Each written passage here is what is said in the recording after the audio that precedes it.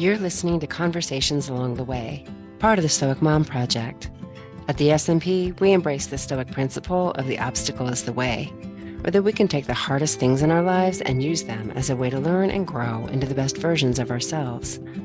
If you're here, you're likely a growth-oriented parent of a young person who's adopted a trans identity. I'm Stoic Mom, a life coach and educator who is also a growth-oriented parent of an adult trans-identified daughter. The conversation you're about to listen to is part of a special series in which I talk with other moms determined to find healthy ways of navigating gender ideology in their homes. Moms whose stories and strategies may inspire you. I hope you find value and wisdom from my conversation with this Stoic Mama.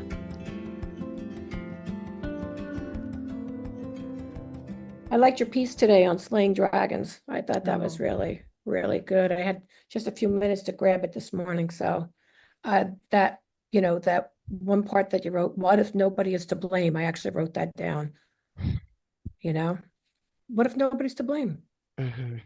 It's a powerful Mm-hmm. question. Mm-hmm. That I think requires a completely different approach, right? Yep, Yeah. Yeah. absolutely. Yeah. Then you've got to find a new way to be in relationship to what's happening. So, Yep.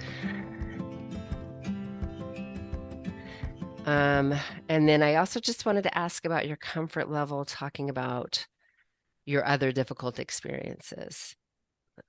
No, I don't mind talking about it. When Okay. I talk about it, I find that people will open up and start to share theirs, and then we Yeah. find we have more in common than initially thought. I find Mm, that when this first started with my daughter in 2019, I was mortified. Um, and the same thing in 2020. But by the summer of 2020, once I saw Lisa Littman, met Sasha Ayad, started working with Stella O'Malley, I found my voice and I started talking more and more about it. And it was an unusual phenomenon because within 3 weeks, whoever I mentioned it to knew somebody or had a child going through it. mm, And so I don't mind sharing what I went, all the stuff I've been through in the past, because it's my life. mm-hmm, My mother wrote her own autobiography before she died, and I love it. I absolutely love it.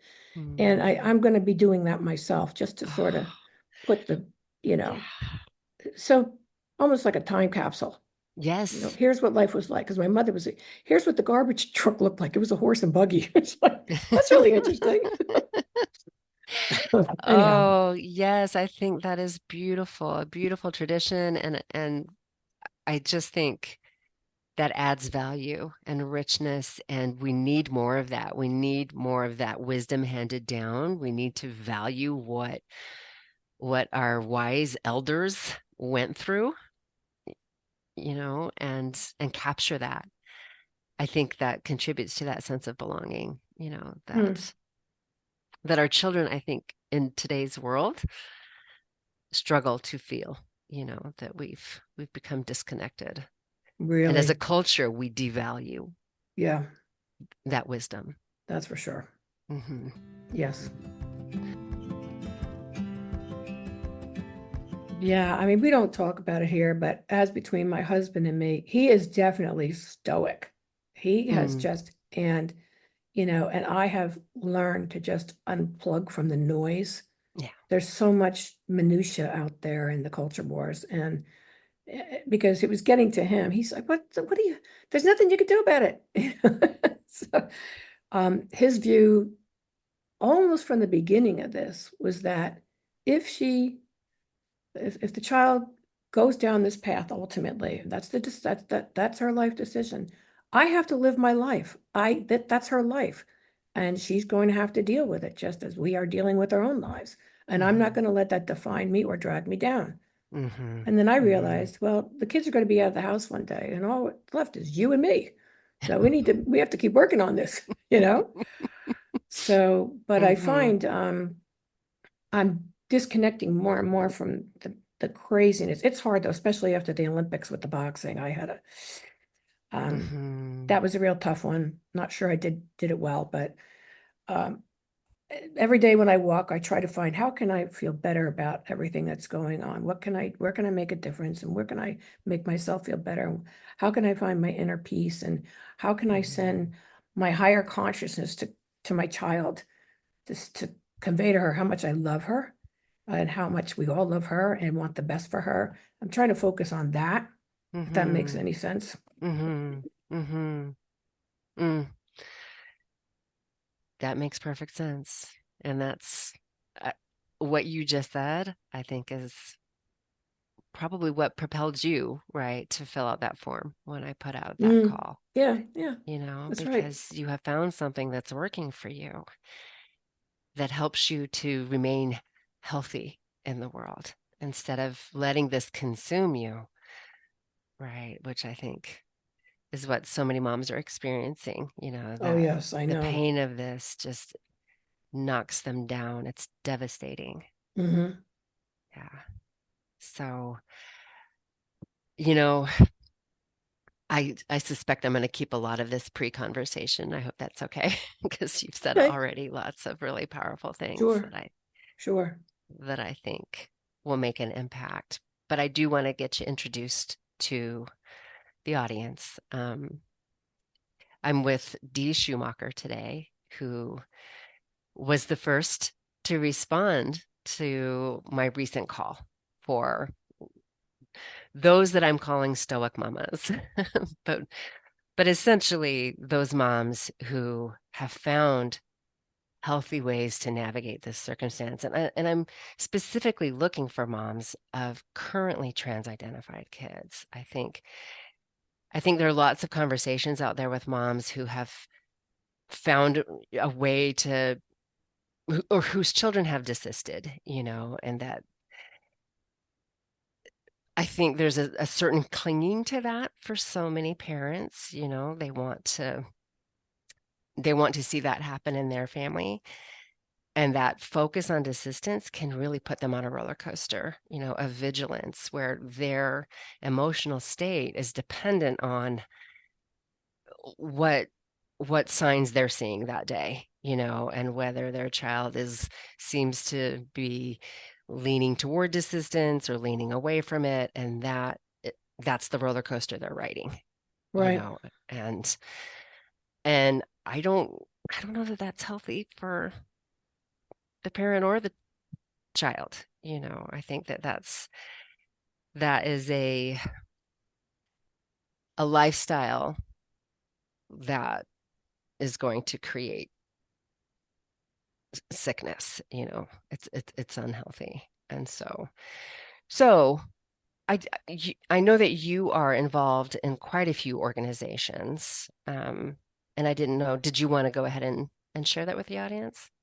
Oh, sure. Um, I've been involved with GenSpect since its inception, and that came about following several months of Zoom calls with Stella O'Malley. It's where I met so many wonderful mothers. At my age, I never thought I'd make new friends, but I have. I feel very close to those who are going through this, Hmm. and because we understand the disenfranchised grief that we experience that other people from the outside looking in just don't get.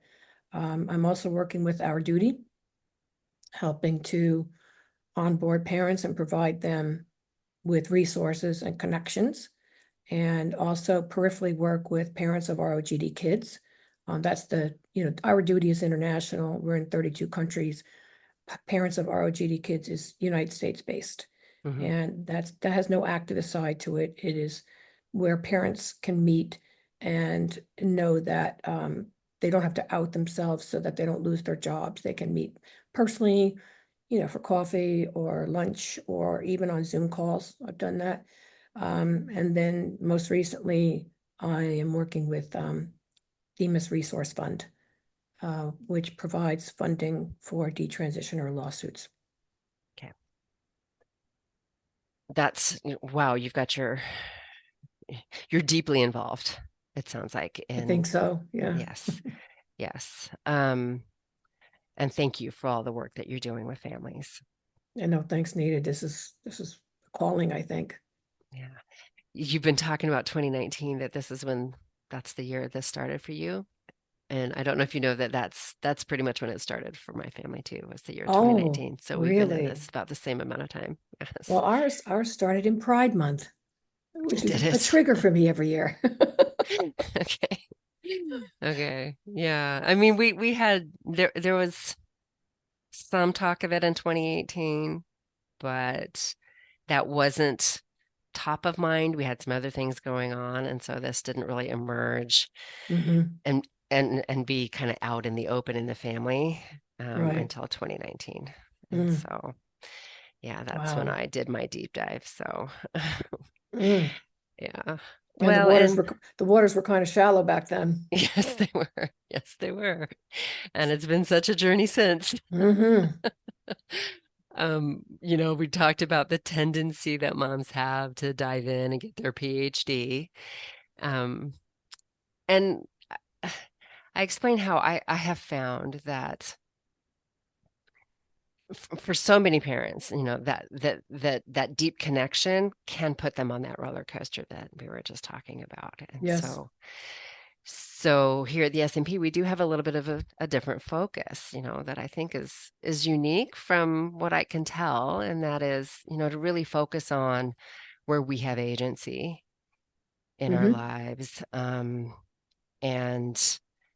and even to orient toward the circumstance and use it as a way to build our own capacity and to transform our lives, and that many can use it as that dark night of the soul, which I think is a very transformational human experience. I think that's Yes. kind of built into human development and tends to hit us sometime around midlife. Not everybody,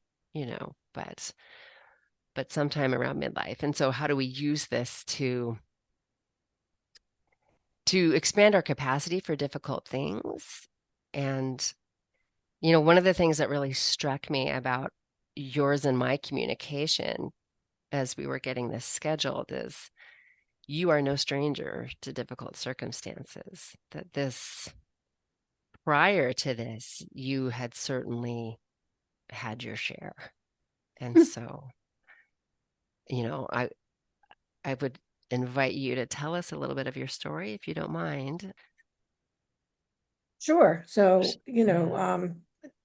and I everybody goes through difficulties. Everybody, if they really sat down and thought about it, would say, yeah, that was a difficult time. I don't think anybody gets a free pass on this. But growing up, I had a great childhood, parents who loved me.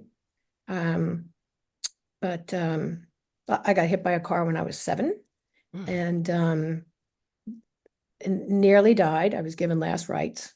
I actually had an out of body. What kind of scares me is I didn't see the light. mm, I'm out of body, but I'm not. Everybody talks about the light. I didn't see the light. mm, But in any event, what I learned from that experience, I was in the hospital for almost a month. I learned how much people cared about me. My second grade teacher even came to visit me and give me my mm, lessons. mm, And then, but once I became an adult, my dating life was it was challenging, um, for whatever reason, but it's okay because, and I got married late in life, but all those bad experiences led to my wonderful husband. So I want to thank all those guys that were really not nice to me.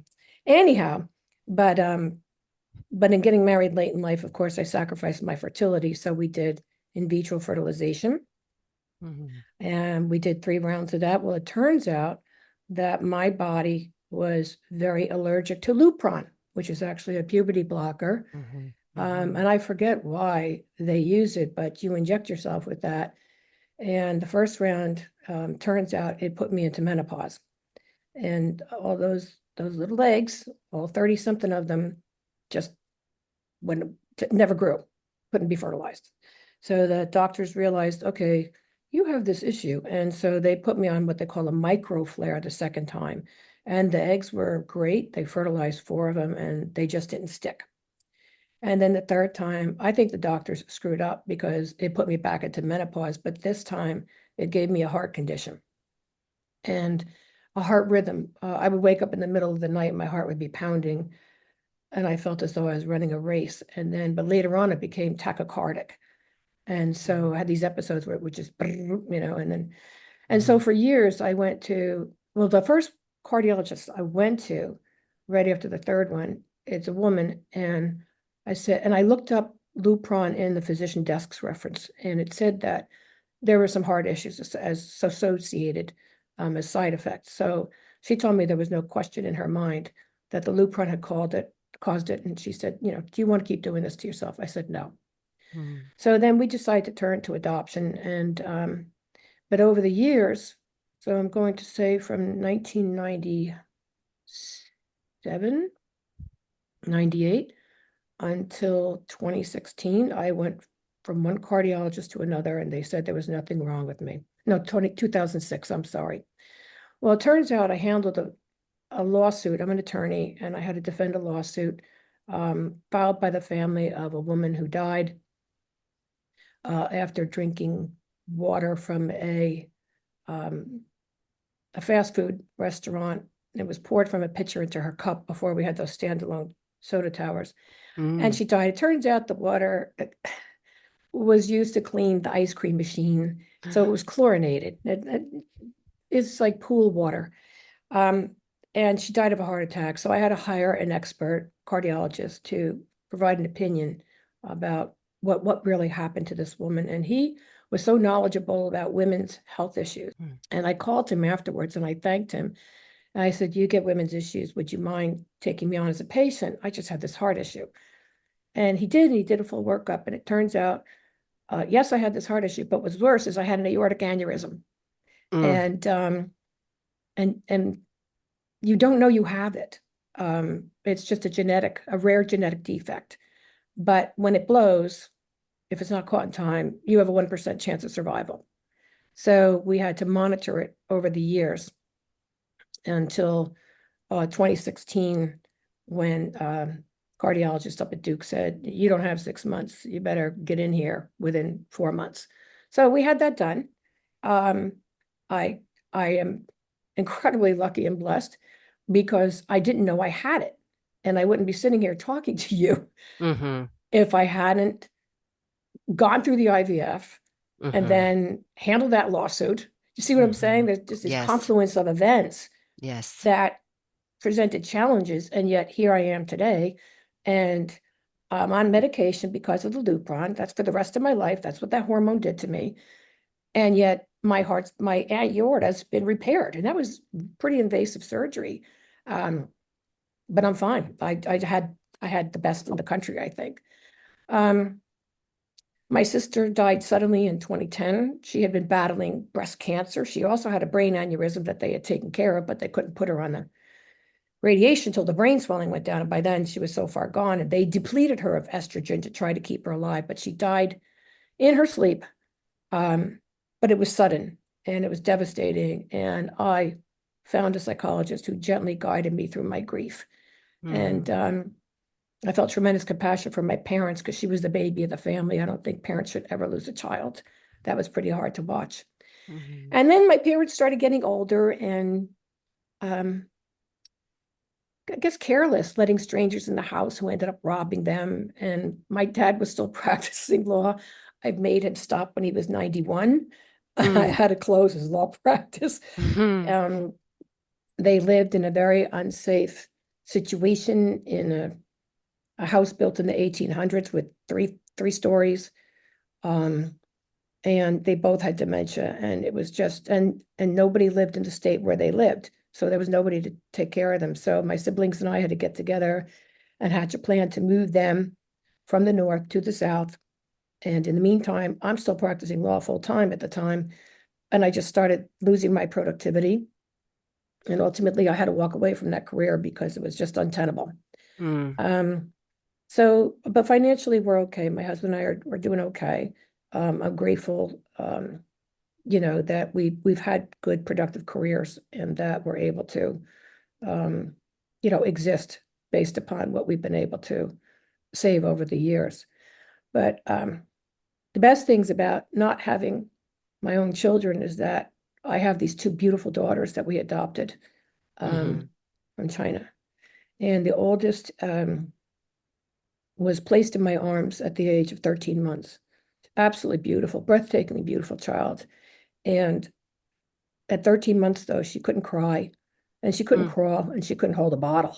mm, Um, and in fact, she didn't cry until about 10 days into it, when all of a sudden, out of nowhere, she started screaming. And I thought, wow, what's going on here?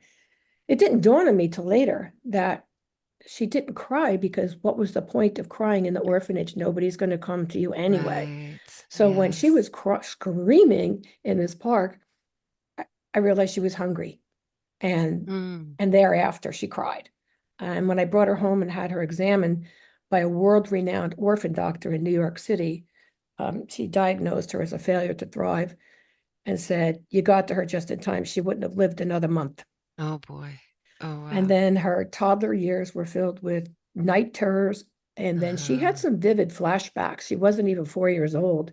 And we were in a Chinese restaurant. Turns out it was built in Taiwan and rebuilt over here, dismantled and rebuilt.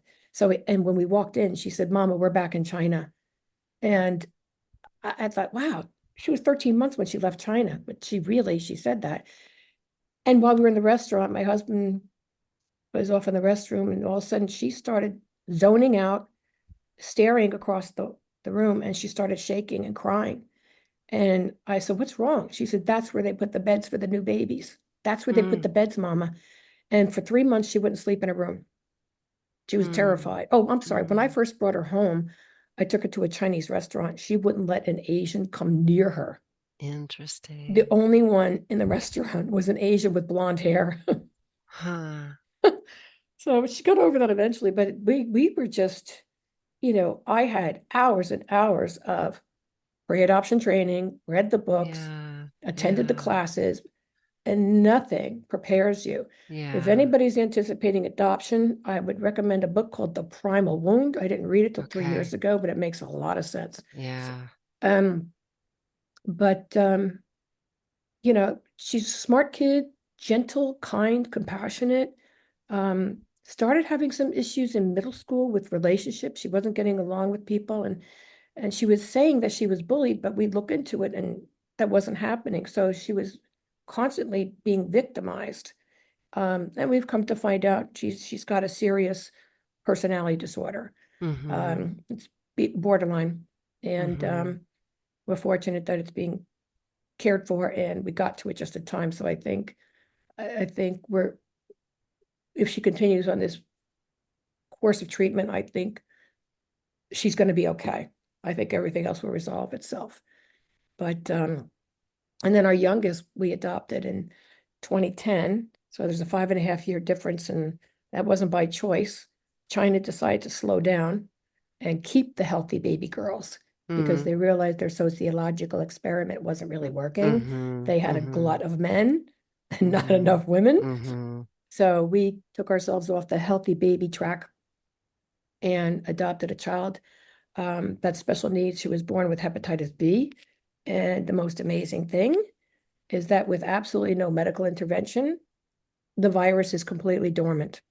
And it happened by the time she was 5 years old. And and, Hmm. and the doctor said this rarely happens. And it wasn't even something I hoped or prayed for. I just knew we were in for a Mm-hmm. potentially rough ride with this because it affects the liver. And when she came home, she had 110 million replications of the virus, and anything over a million is bad.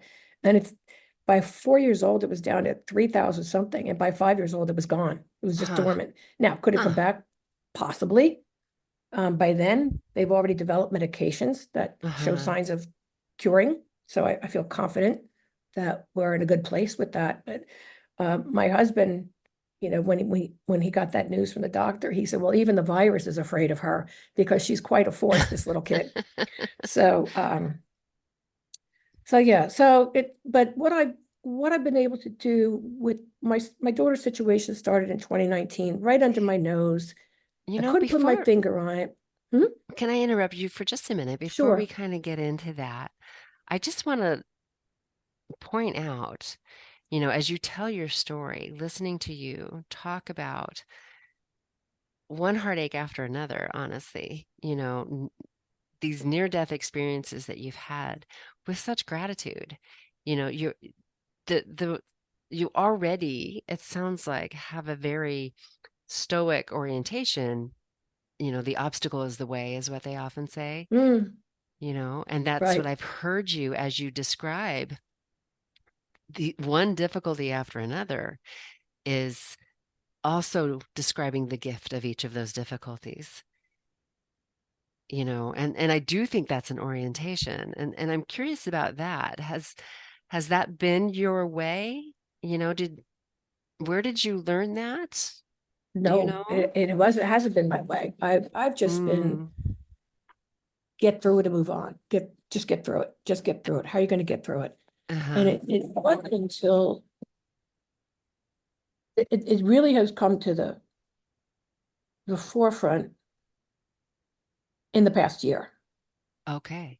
Um, although after we accomplished what we did with my parents, which that would be a whole nother episode. It was like something out of Seinfeld, just getting them on a plane down to Florida was Mhm. just I could it was hysterical. It was serious, it was sad, it was funny. Um, when we got through it, a friend of mine sent me a book, a little booklet of quotes, and it was called "It's Always Impossible Until It Gets Done." And I looked back and I Mm, thought, yeah, that was really difficult to get them through it. They were bewildered. They didn't know. They were angry. It was really hard, but we did it and we put them in a safe place. And then after that, I've met so many people who were going through this with their parents. So I had the resources, mhm, I had the experience. I was able to help them streamline their own process because we really did this on our own. It was very, very difficult. And I started thinking, wow, I went through that tough time for a reason. But in mhm, but in the past year, what we've been through, I think, well, I've been through this and this and this, and I'm getting through this. I'm getting through mhm. this. Another thing too is as I've been primarily a defense attorney. So my whole career I've been on the defense. Mm, okay. Um, and you have to just get through it. Um, Mhm, you have mhm. to, I've had a lot of patience so that my adversaries, I give them enough rope so they can hang themselves.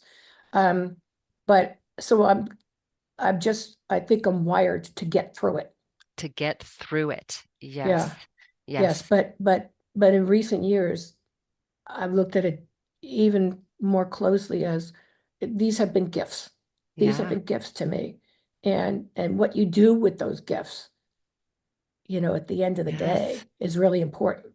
Yes. Well, and recognizing them as gifts, you know, like you said, some of those gifts have saved your life. Exactly.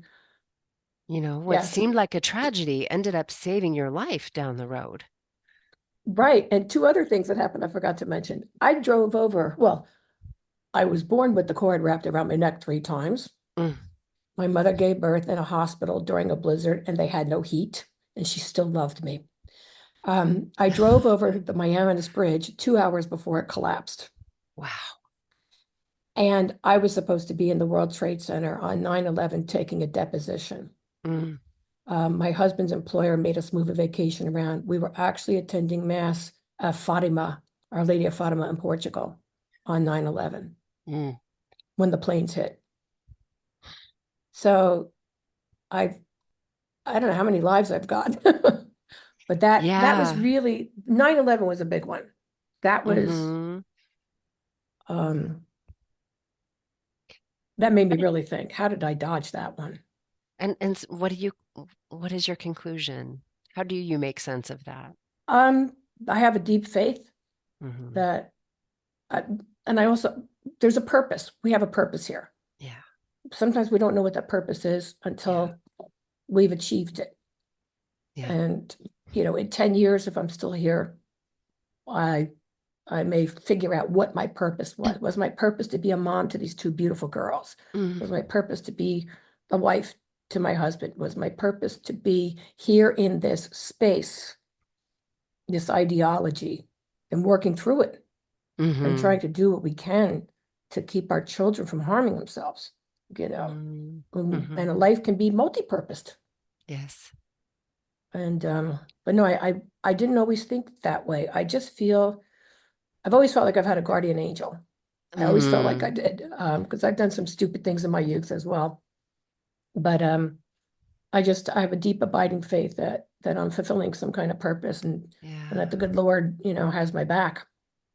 Mm, hmm. And how we make meaning of these difficult circumstances, like you said, Yes, like what we do with those gifts yes, is going to it's going to determine our quality of life. Our orientation to these difficult things is going to have a lot to do with how we are experiencing our life. right. That's Mm. right. I'm excited to share that this episode of Conversations Along the Way is sponsored by Dream School, which is brought to you by the same three psychoanalysts who bring you the podcast This Jungian Life. For those who may not know, Lisa Marciano, author of the book Motherhood and one of the founders of Therapy First, is one of the co-hosts of This Jungian Life. The This Jungian Life podcast inspired me to start paying attention to the symbolism and meaning in my dreams. As a result, around my daughter's 18th birthday, I had a series of dreams that brought me much comfort and peace around trusting both her journey and the foundation we have provided her. I continued to spend time pondering my dreams and researching the symbols that appeared, and basically just hoped that I was, air quotes, doing it right. I finally gave myself the gift of dream school and can confidently say it's inspired huge transformation in my life. It quickly deepened my appreciation for the wisdom my dreams offer me and increased my drive to learn more about Jungian philosophy and how I can use it to strengthen my coaching skill set. So not only do you learn how to, as they say, decode the language of metaphor and symbol, you'll learn quite a bit about Jung's ideas around human development over the lifespan, including his concept of individuation, a process that we're all invited to do in midlife that, well, adds more life to the rest of our lives. I could go on and on about the value of consciously engaging in our own midlife individuation process, but I'll save that for my posts on the Stoic Mom Project and my work in helping clients navigate their own unique individuation journeys. If you're interested in Dream School and what it might inspire in you, you can use the code STOICMOM15 at checkout for 15% off of Dream School tuition. That's Stoic Mom in all caps, followed by the digits 15.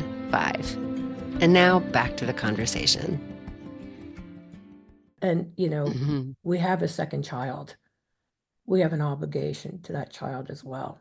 Help work with the first one, keep her connected as much as we can, and then try to get the other one through it, who has been traumatized by this, by the way.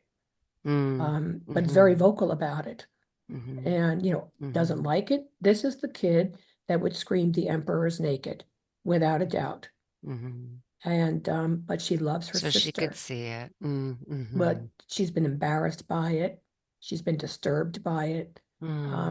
But she's vocal about it. And I think she's got a great outlook on all of this. She loves her sister, and her sister knows she loves her. They love each other. They have an intense love for each other. And I think that helps too. And we Yes. didn't ask this kid. This is all on her own that she's doing this. She does have So models, it sounds like, in her parents. I don't know, but she's also a very special child and very different, but also just amazing. And I'm not just saying that because she's my kid. She's just very ambitious, and I think she was mindful before anybody ever said what mindfulness was. She's just like that. She's very aware of her situation. Doesn't miss a thing, observes everything. Still some ripening on the vine, because she says stuff that not always. She's got to learn how to hold it in from time to time. She likes to get the last word in, but she's already decided she's going to be an attorney, so probably that's a good trait to have. But it's been difficult to watch her, the collateral damage that this can cause in the family and with siblings, whether they're older or younger. And I've seen families that have been challenged by this, where the siblings are going to be allies, and now the family's fragmented, and that's just horrible, just absolutely horrible to witness. And we've been fortunate that we've been able to. My husband and I are working very hard to keep the family together. Yes. Yes. Okay. Um, we've got good mental health care for the Mhm. oldest, and we try to maintain a connection. My husband's doing a very good job of that. My oldest, who's away at college, does call him, vent frustrations. I get phone calls or text if somebody needs a recipe or somebody's not feeling good. And that's okay. I'm connected. Yeah, That's okay. We're exactly. connected. And And we're there are trying to those maintain shared that. interests, right, that Right, keep her coming back. right. You talk about your younger daughter, um, and you say she's been traumatized by this. I Mhm. Again, I listen to the way you describe the traumas in your own life, and there's this phenomenon that I'm not sure you know about. Have you heard of post-traumatic growth? No. Okay. And I oftentimes, traumas can transform our lives for the better. But I find it interesting that so few people have heard of that. Hmm. We've got everybody knows about PTSD, but this phenomenon of post-traumatic growth, which I think is i- similar to what I'm talking about when I talk about the dark night of the soul, that these really painful, destabilizing, difficult circumstances have the power to transform us if we're oriented in a way that we can allow that, if we're able to see that we can use these difficult circumstances to build our capacity. And so I'm just curious, it sounds like your younger daughter is well positioned, Mhm. I would think, to have that experience, to somewhere down the road, as you have pointed out, that is so unclear to us, in the moment, in our pain, we don't really know how things are going to shake out. And there is often a gift in the tragedy, you Mhm. know, that do you think that will be a potential for your second I daughter? do. I do. I mean, she's been through a lot too. Um, she was abandoned at birth and, Mhm. in an orphanage for 10. So she was 10 months old when I got her. She was in slightly better shape. Um, and it was really hard to have to take her to the doctor when she's only 11 months old and to have all this blood drawn. And this is going on year after year after year. It's traumatic for kids. Kids don't even like getting Yes. injections. And this is like Yeah. pretty invasive stuff that we have to Oh, do yeah. every year when she's getting, and she gets through it, you Mhm. know? Like the first time she Mhm. was screaming, she was not even a year old. But then if I brought an iPad or something, I just have her look at it and then she would focus on that. And I think she knew it was happening to her, but she was going to not think about it. See what I'm saying? Mhm. She's just going to Mhm. deal with it. Strategies. She's dealing with it. Mhm. Um, Getting through it, as you said. she's She's getting through getting it. through Yeah, it. she's really Mhm. something. Yeah. So um, she likes a challenge. That's for Yeah. sure. She sounds like she's really something. Yeah. Yeah, she's a piece of work. So your your relationship with your older daughter, it sounds like it's still there. Um, It's a detente. It's still there. I have tremendous love for her, Tell and I us what a try. détente is. Well, we're What getting is along. You know, it's mhm. a post-Cold War, whatever. Just there's um, we can't have conversations that I'd like to have. It's Mhm. every. It's not superficial because we are talking about shared interest in things, but it it it hurts not to be able to address how she's feeling, why she's feeling Mhm. this way, why she's making certain decisions, because it will cause conflict. And although Mhm. sometimes conflict is good, but Mhm. not It in can this be. particular space and not Okay. with this particular personality. I think you have Okay. to take your kid as you know him or her. Yes. All right. Yes. So what Yes. works for me is not going to work for somebody else. What works for somebody else is definitely not going to work for me. Mhm. One of the resources we provide to parents are questions to promote critical thinking. Mhm. We're not Mhm. there.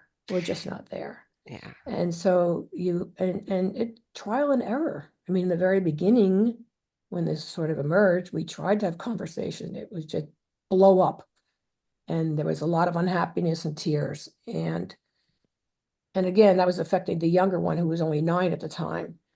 And so we just had to do this delicate dance Mm-hmm. around. And there's a Mm-hmm. good book called Stop Walking on Eggshells, and I highly Mm. recommend it, whether your Yeah. child has borderline or not. Yeah.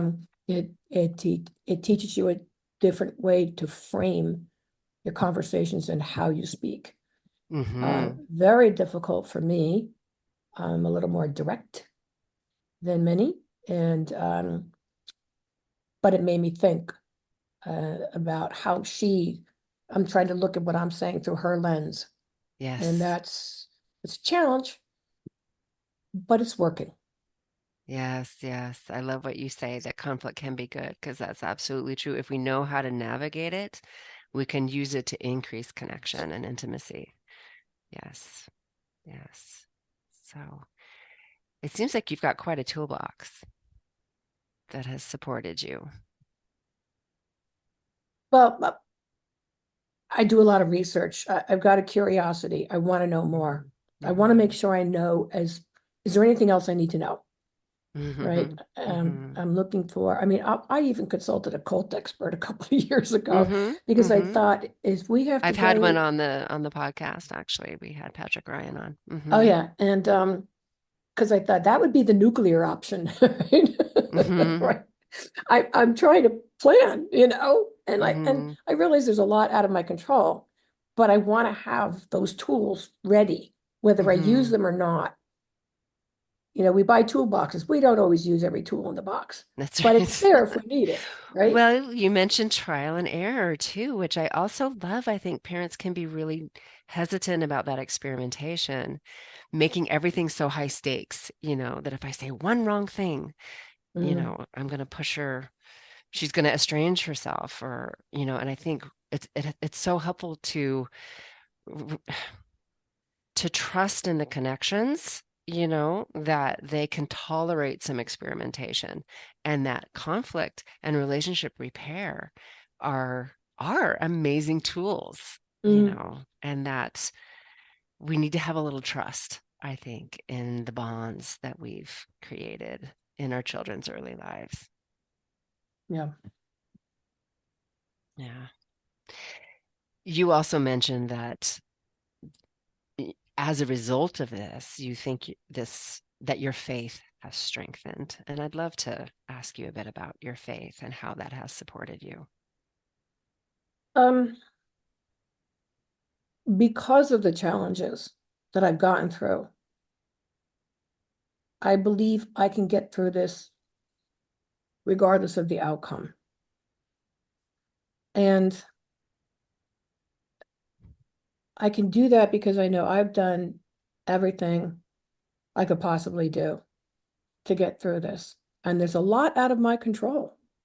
I mean, it Hmm. just is. I've got a young woman who is, you know, going to be 21 in a few months. And at that point, she's going to be growing more and more into who she is, Hmm. just Hmm. like I did with my parents. Hmm. And Hmm.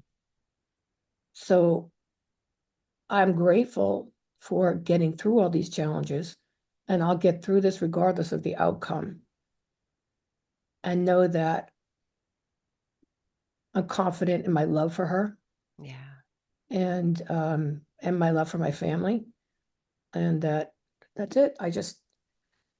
It's an amazing faith. Faith is a very complicated subject. Faith, everybody's it got different is. views of faith. It's Hmm. just that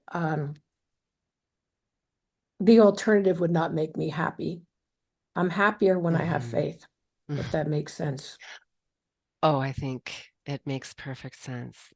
For me, that was the gift in this particular box of darkness. It forced me to my knees. It forced Mm, me to surrender. And I mm, think, again, I'm going to keep coming back to those dark nights of the soul. That's what they do. They force us to submit to reality and to something larger than ourselves. I right. think we have to be forced into that understanding in order to let go, right? In order to detach from those things that we cannot control. And you said something really key. You said, I'm going to be okay regardless of the outcome. Mm. That is a description of inner peace right there, right? That my my emotional state is going to be okay. It is not dependent on external circumstances, right? I'm Right. going to be okay regardless of the outcome. And if we are oriented in the way that you have oriented yourself of moving through the obstacles, you know, and seeing the gift in them, that's that's the prize. That's the Right. prize. And then that I love that you say, I'm happier when I have faith. Mm. I am. Yeah. Because being in that dark place is ugly. Uh-huh. It's it's sickening. It really is. And it's self-destructive. And I had a lot of those nights when this first started. Yeah. Just really awful, awful nights, awful feeling, inconsolable, just unhappy, really unhappy. And Yeah. when I started coming around, I remember thinking, before I even had kids, I had a life. Before I had a husband, I had a life. I mean, I had a Mm-hmm. life. Mm-hmm. And and I liked it. I liked being happy. I don't like being unhappy. I want to be happy. Mm-hmm. So Mm-hmm. what are my options here? Right. Mm-hmm. And Mm-hmm. just that's just where I am right now. And but that's not to say that I'll be happy 100% of the time. I mean, I think even when you have faith, you still can from time to time go into that dark place. Mother Oh Teresa yeah.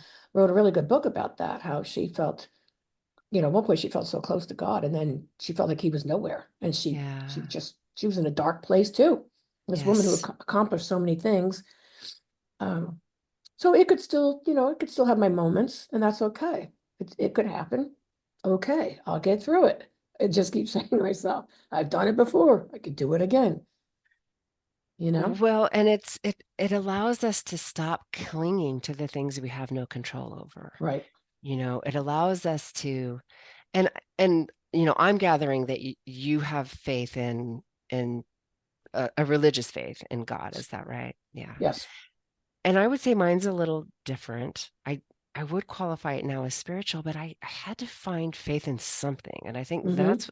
that's what I want to encourage parents to do is figure out what it is you can put your faith into. Right. Initially, for me, it was just I have faith in the foundation I gave my kid, you know. Yes. But then, Absolutely. yeah, then it was Absolutely. I have faith that there is an intelligence to life. You said, I have a purpose here. And if we can even just find faith in that, right? It Mm-hmm. allows us to let go, and I think that works.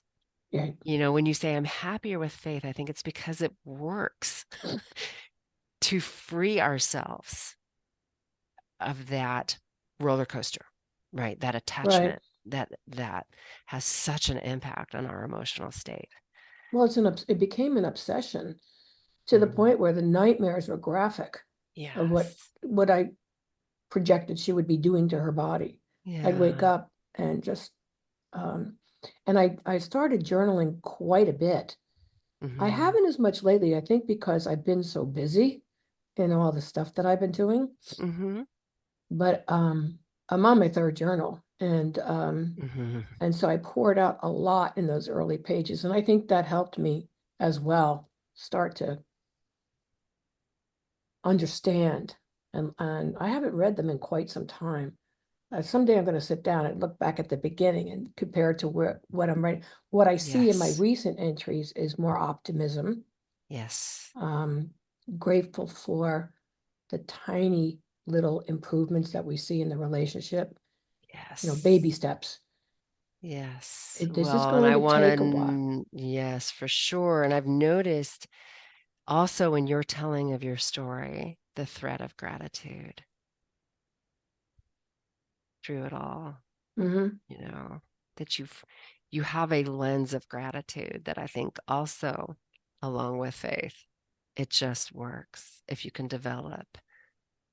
that lens where you are looking for what to be grateful for. Well, I have my mother to thank for that. She was a nut about writing thank you notes. Okay. My kids write thank you notes. Okay. They sit down and they Mm-hmm. write them. I want them to be grateful. Yes. There's so much that comes to them, and Yes. they get it. They're very good about that. So, but my mother did instill that in us to have that Mm-hmm. gratitude. She modeled it, and then you modeled it for your kids. So it's a generational pattern that works. Let's hope it keeps going. That contributes to mental health. Yeah. It does. Mm-hmm. Mm-hmm. And I think what we're describing here is an orientation, and it's a different orientation. It's a different relationship to the pain Right. that works if you want to feel better. Mm-hmm. Yeah. Because it also just allows us to flow with those ups and downs. We know that life is not going to be free of those. I think in our modern world, we kind of we're under the illusion that we could control our destiny, that we could skate through life without the intense pain that humans suffer through. It's a human experience. And it almost took something this painful Yeah, for so many of exactly. us to let go of that, to Yeah. surrender. It's a good point. Right. Because of all the challenges, I think this one's the most difficult because so Mm-hmm. much is outside of my control. Mm-hmm. I was able to control the situation with my parents. Once we figured out the plan, I was able to deal with my feelings for my sister's death. And, you know, and I was able to keep pushing doctors to tell me what was wrong with my heart. So these are all the things that are in my Mm-hmm. control. This one, Mm-hmm. not so much, Mm-hmm. because it's another human being and it's my child. Mm-hmm. And, if it was a stranger, I could walk away, but I can't walk away from my child. Mm-hmm. And, in the beginning, when I started sharing this with friends, they would say, or they would take my husband aside and say, she's just so obsessed with this. Mm-hmm. And I thought, well, if my kid, God forbid, had cancer, do you think I would take a day off from this? Right. Right? Right. Mm-hmm. You can't when you know the stakes are what they are. Mm-hmm. That's, Mm-hmm. but after 5 years, Mm-hmm. if you had told me 5 years ago, I would have said, no way, no way. But here we are. 5 years, it goes fast, you know. Yeah. So I think I added this question after you had filled out the form. I did a little bit of a revision, but I think this is an important question just to really vet who comes on this program because that's really important to me, that we maintain the culture here at the Stoic Mom Project of that obstacle is the way, and Mhm. finding the gift in the box of darkness and using these experiences to transform us. So I'd love to ask the question, how has this changed you? Um, oh, it's a really good question. I could tell you that from a reality standpoint, until this hit our home, I did not give it much thought. Mm-hmm. And so it has opened my eyes. Mm-hmm. I really think I was living in a bubble. Mm-hmm. And so it's opened my eyes and made me become more involved in Mm-hmm. something. Um, it's made me stronger, Mm-hmm. definitely stronger. It felt different some years ago, Mm-hmm. but it's made me stronger because I know I'm doing the right thing and I've done the right thing. I've done all that I can. Mm-hmm. And so it toughened me up, I think. if that makes Mm. sense. Toughen me up. Mhm. I'm pretty tough to begin with, but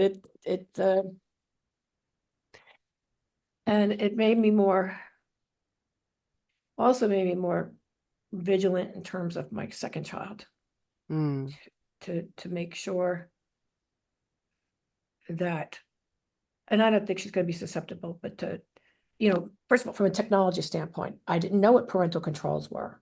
All right. So it made me more aware. It heightened my awareness of what's going on around here.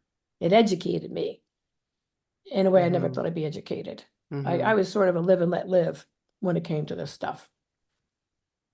And so it's complicated, but I still am who I am, but I think I'm a much stronger person, more knowledgeable, um, more compassionate Mm. toward this cohort. I was very Mhm. angry in the beginning, but now I feel nothing but compassion. Can you say more about that? More about the These are compassion? in the beginning, I took it personally, all right, Mhm. because so it started in June of 2019. Over the summer, well, she came out as bisexual at the dinner table in front of her 9-year-old sister. I said, "Can we have this conversation offline?" And she went from bisexual, and then a few weeks later to lesbian. We said, "That's okay. Love is love," and then trans. And there was this friend who definitely influenced her. Um,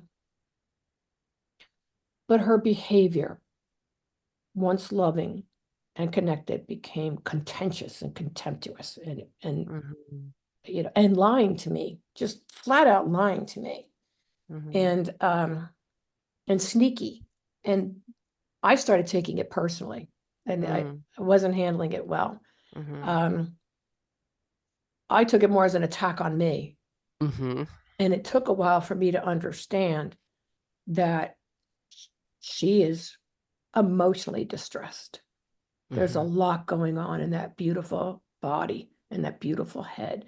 There's a lot of trauma back there. She's been diagnosed with pre-adoption trauma. I don't know Yeah. what those people did to her, Yeah. but it rewired her. Yeah. And the sense of abandonment. How must Mm. she feel? She doesn't know who she looks like or who she sounds like. Mhm. Mhm. Um, did she inherit her artistic abilities from the mother or the father? Mhm. Oh, remarkably, by the way, I did do 23andMe with them when they were little, so they wouldn't know why.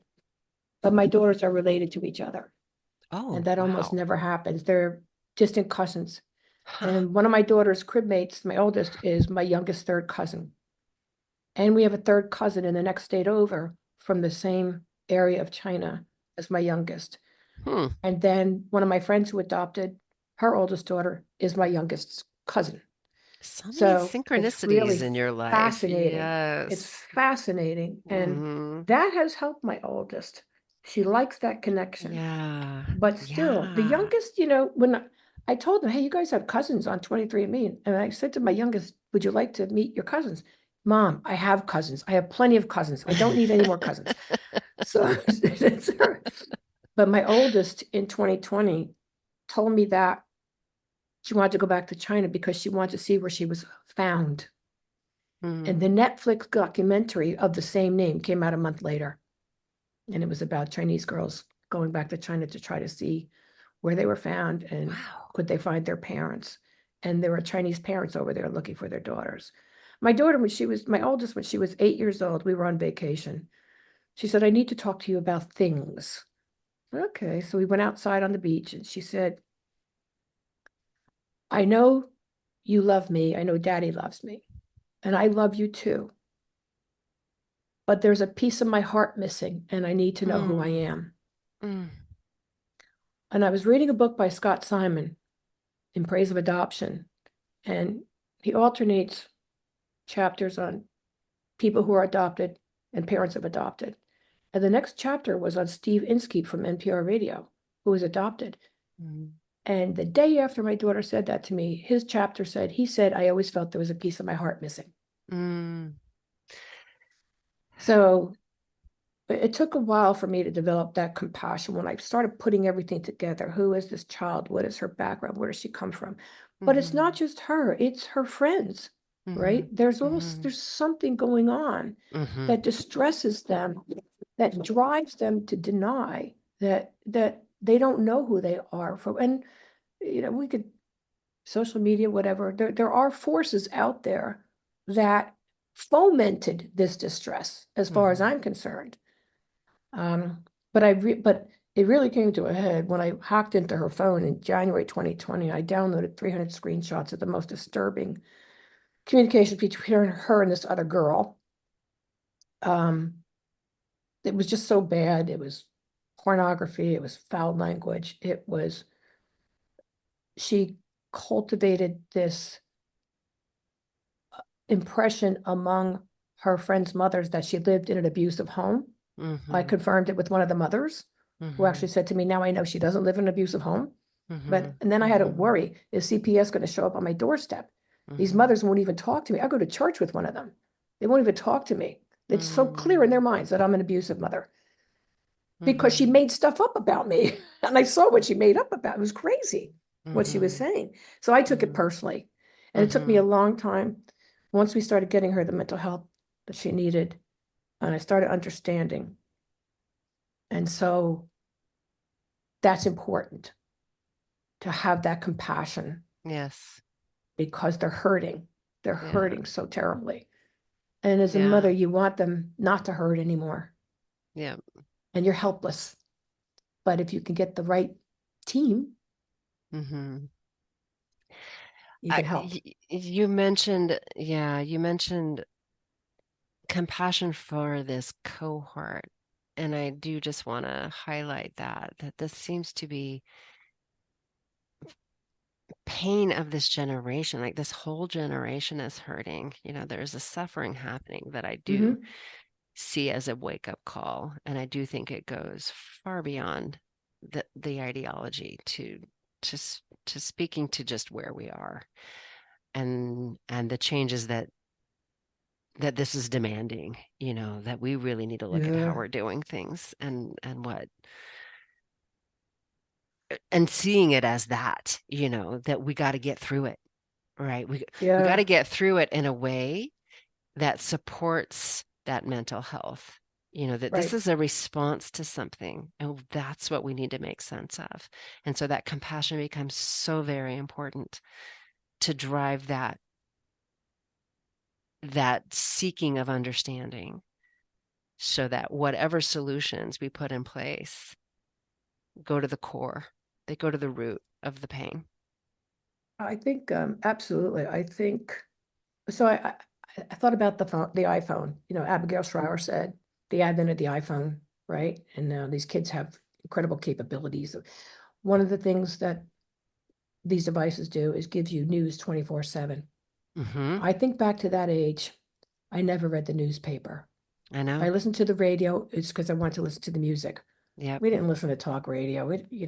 My parents would put on the evening news, and it was Walter Cronkite, who delivered a very unbiased, just objective. But they're getting the news, and they're getting it from so many sources with so many. They come at it from different angles, so many sides, so much conflict and war.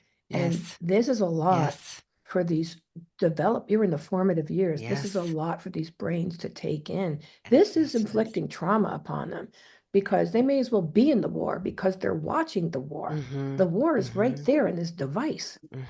And I think that that's I don't think the brains are capable of handling so much. You know what, Dee? I don't think ours are either. No, you're right. I mean, it's true. It's a lot to take in. It's I think traumatizing. that's right. That's right. And it creates the same issues for us as it does for our children. And so when we're talking about modeling, that is something we need to be paying attention to. How plugged in are we to the things that are impacting our mental health? And do we need to be? Like where can we scale back and model that for our kids? Right. Because it does get you plugged into those things that are beyond your control, that just cause distress, and so how do we focus on where we have agency and model that? Right. Yeah. Well, as we're wrapping up, do you have any final words of advice or things you would encourage parents to I'm the last person to, give advice, being that I am where I am. I think one of the things that helped when I was in this bad place with her in 2020 Mm-hmm. is I was fortunate to have a consult with Sasha Ayad, and she Mm-hmm. recommended the book Parents Hold On to Your Kids. Yes. Yes. I downloaded it on Audible and I Mm-hmm. bought the book. I Mm-hmm. highlighted it, put my little post-it notes. The one section that I thought was incredibly valuable, he has a section on how to reclaim your child. Yes. Yep. And as I was done with that book in June of 2020, and here we are home with COVID, nobody's going anywhere. Mm-hmm. And I had to, this may sound really crazy, and I'll own it. I decided to treat her like an international exchange student. We've had them here over the years. They Mm. come to us from China. Their English is very not great. They're frightened. It's the first Mm-hmm. time they've been away from their families. They're as young as 10 years old. And so I've learned to gain their trust, but with eye contact and smiles, Mm-hmm. and gestures of helpfulness. Mm-hmm. And I Mm-hmm. did that with her. It was Yeah. weird because I have to remember this is my daughter, but I'm going to try this. Mm-hmm. And in 3 months, I finally got a hug. And Mm. that was powerful. That was really, really powerful. Yeah. And I began to build it from there. So I highly recommend that book. Yes. That helped a lot. I love that you bring that up. Um, for the listeners who don't know, I also do a series called Attachment Matters, and that is Right. the focus of it. We are talking about Neufield's model of attachment, and Neufeld Hmm. is the co-author of that book with Gabor Mate. So, Oh, yeah. yes, that also had a huge impact on my approach with my kids. Yeah. And again, I'm grateful. I got that consult with Sasha. She led me to the Mm-hmm. book. Mm-hmm. Mm-hmm. And I I think think it, that's also how I came across it, is seeing that she was recommending it. yeah, Yes. Yes. Again, yeah. synchronicity. It's not surprising to me that you have a strong spiritual faith with. But parents just like the book says, hold on to your kids. And you, the parent, know best. And don't let anybody tell you differently. You That's know right. your child. Yeah. Yeah. Trust yourself. Uh-huh. Hmm. Right. Well, I sure appreciate you reaching out and making the time to come on and share your very powerful story of faith and connection with I appreciate you. the Stoic Mom I Project. appreciate you reaching out to the parents in this manner, and I also appreciate everything you do. I love your writings. Um, Mm, so thank you very much thank for you. doing that. You're doing a lot of good. You're helping a lot of people, and and you're in this space as well. So you get it. Yeah. Thank you. So well, Thank thank you. you. I Yes. wish you all the very best, and I could look forward to continuing to follow you. I'm so glad we connected, Dee. Thank you. Me too. Thank you. Okay. You've been listening to Conversations Along the Way, part of the Stoic Mom Project. If you're interested in connecting with other moms who are supporting each other to grow through the most difficult things life will throw at us, we invite you to consider joining us in the S&P Online Community Center. This is a private, vetted community created specifically for moms who share this circumstance. For more information and to express interest in joining, please visit the S&P Community Center tab at stoicmom.substack.com to learn more, or simply fill out the application included in the show notes of this episode. Thanks for listening, and hang in there, Mama. There's light at the end of this tunnel.